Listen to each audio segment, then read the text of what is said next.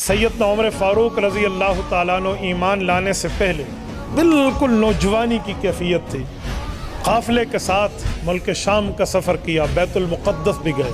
قافلے اکٹھے چلتے تھے، ایک جگہ قافلے سے بچھڑ گئے تو فلسطین میں مسجد اقصیٰ کے ساتھ یوں ٹیک لگا کر حضرت عمر بیٹھے اور اپنے قافلے کی تلاش میں ہیں.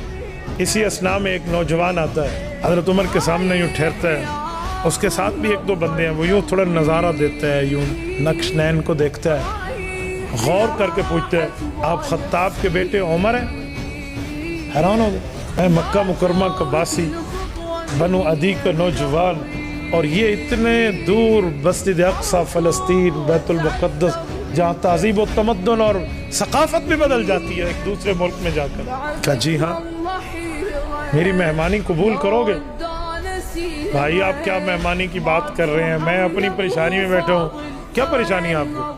میرا قافلہ مجھ سے بچھڑ گیا ہے، میں اپنے قافلے سے دور ہو چکا ہوں، میں نے اپنے قافلے کے پاس پہنچنا ہے. کہ میرے پاس ابلک نسل کا بہترین تیز ترین سری گھوڑا ہے، تمہیں اس گھوڑے پہ بٹھا کے چھوڑا ہوگا، لیکن شرط ہے میری دعوت قبول کرو گے. ٹھیک ہے بھائی، اب تیری دعوت ہی قبول کرنی ہے تو ٹھیک چلیں گا. چلو گھر پہنچے ہیں، دعوت ہو گئی ہے، کھانا کھلا لیا. اس کے بعد جو اس زمانے کی دستاویز لکھی جاتی تھی، جو اس زمانے کے اسٹیمپ پیپر ہوتے تھے، وہ اٹھا کے لایا تو حضرت عمر فرماتے ہیں میں حیران ہوں، کیا کاغذ لے کر آیا؟ کہا یہاں ایک بات تو لکھ دو. کہ کیا لکھ دو؟ کہ جب تو اس علاقے کا حکمران بنے گا تو میری زمین پر ٹیکس نہیں لگائے گا. بھائی کیا مذاق کرتا ہے، میں خطاب کا بیٹا اونٹ چراتا ہوں، کوئی اونٹ چرانے میں اونٹ رہ جائے تو ابو تھپڑ مارتے ہیں، تو نے کیسے اونٹ چرائے ہیں، تجھے اونٹ چرانے نہیں آتے، تو میرے ساتھ مذاق کر رہا ہے. بھائی وہ گھوڑا نکال اور مجھے اپنے قافلے میں چھوڑا. کہ مذاق ہے؟ اچھا مذاق میں لکھ دو.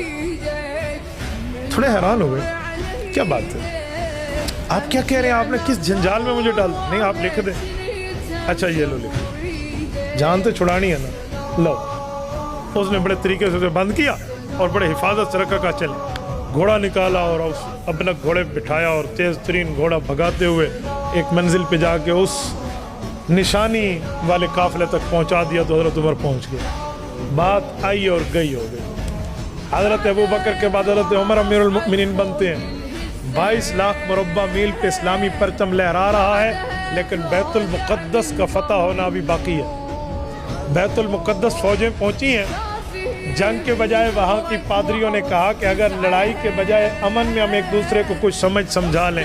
کہ جی بہت اچھا، ہم تو لڑائی سے پہلے کی بات سمجھنے اور سمجھانے کی بات کرتے ہیں. کہ جی ٹھیک ہے، پھر ہماری شرط ہے ہم بغیر کسی جنگ کے آپ کو چابیاں اس مسجد کے حوالے کریں گے اگر تمہارا حکمران وقت ہمارے پاس آ کر ہمارے سوالات کا جواب دے.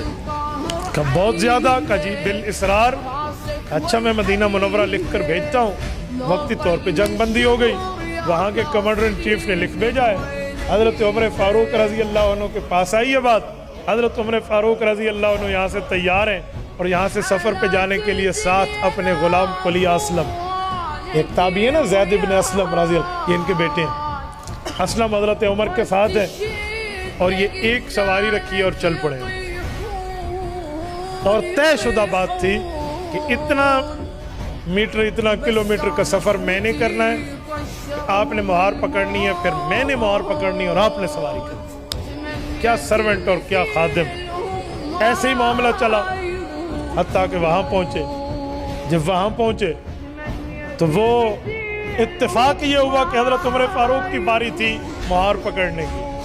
غلام نے کہا حضرت اتھے تے مان لاؤ نا، ادھر تو مان لینا، مجھے نیچے آنے دے، سامنے وہ لوگ ہوں گے، آپ اوپر آ جائیں.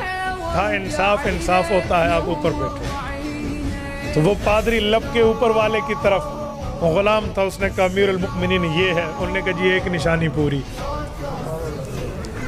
یوں چلتا رہا معاملہ، پیمند گنے، سب کچھ ہوا. میں کچھ اور بتانا چاہ رہا ہوں. آخر میں بغیر جنگ کے چابیاں حوالے کر دی نا، فتح ہو گیا ہے، ساری نشانیاں پوری ہیں. حضرت عمر رضی اللہ تعالی عنہ اس جگہ بیٹھ کر سوچ رہے تھے یہاں پہلے بھی کئی بار آیا ہوں اور اسی دیوار سے اتفاقاً ٹیک لگائی ہوئی ہے جہاں کے زمانے یہ واقعہ پیش آیا تھا. اب دیکھا تو ایک بوڑھا ہے دو بندوں کے کندھوں کے سہارے پہ آ رہا ہے اور آتے ہوئے حضرت عمر کے سامنے یوں ٹھہرتا ہے جیسے اس وقت ٹھہرا تھا. ابھی نظروں میں اندر دماغ میں بات چل رہی ہے کہ ایک دوسرے کو کہیں دیکھا، ایک دوسرے سے کہیں جان پہچان، کوئی انٹروڈکشن، کوئی تعارف کچھ ہوا ہے، کوئی شناسائی ہے. وہ شخص وہی سوال کرتے ہیں آپ عمر ہیں نا؟ یہ آواز بھی میرے ذہن میں کسی زمانے میں گونجی تھی. یہ اندر بات چل رہی ہے. آپ خطاب کی بیٹی ہے نا؟ یہ بھی مجھ سے پوچھا گیا تھا. کہاں تھا؟ کیا معاملہ تھا؟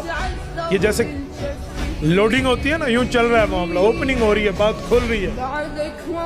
وہ شخص وہی دستاویز سامنے رکھ دیتا ہے جو اس زمانے کی تھی.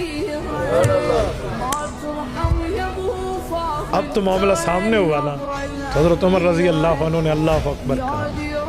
اللہ تلک الایام نداولها بین الناس. لوگوں کے درمیان دن بدلتے رہتے ہیں. وہ معاملہ تو مذاق کا تھا، جان چھڑانی تھی، لکھ دو جان چھوٹی. اب تو عمر کا انصاف چلے گا. جس کے ایک کوڑے پہ مدینے کی زمین کا زلزلہ رکتا ہے یہ نا انصافی کرے گا. اور جس کی آواز ساریہ بن زنیم رضی اللہ عنہ تک ہوا لے جاتی ہے، جس کے ایک خط پہ دریائے نیل چلتا ہے اور قیامت تک چلتا رہے گا، جس کی چادر کے ڈر سے ہررا کی آگ بجھ جاتی ہے، یہاں نا انصافی کا تصور. اور وہ کہہ رہے وعدہ پورا کرو.